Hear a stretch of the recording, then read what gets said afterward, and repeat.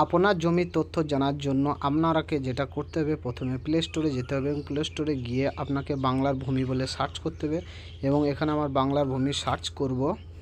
Search করার পর যেটা দেখতে পাচ্ছি ভূমির তথ্য, এখানে ওপেন করব।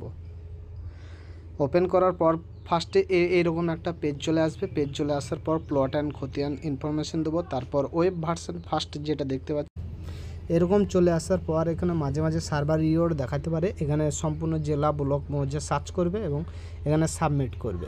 সাবমিট করার পর দুটি অপশান আসবে।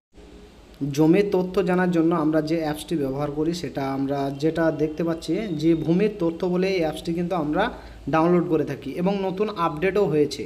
আপডেট দেওয়ার পরে কিন্তু সার্চিং এবং সমস্ত কিছু কিন্তু দেখাচ্ছিল, কিন্তু বর্তমান পরিস্থিতিতে এখন আজ থেকে প্লট অ্যান্ড খতিয়ান যে ইনফরমেশনটাতে আমরা ক্লিক করি এবং সেখানে সমস্ত সার্চিং আমরা বের করি, এখন থেকে কিন্তু আর বের করতে আমরা পারছি না, কারণ অ্যাপটা আপডেট দেওয়ার পর থেকে সেই অপশানগুলো কিন্তু পালিয়ে গেছে। এখানে আপনারা ম্যাপটিও ডাউনলোড করে নিতে পারতেন, সেটাও কিন্তু এখন হচ্ছে না।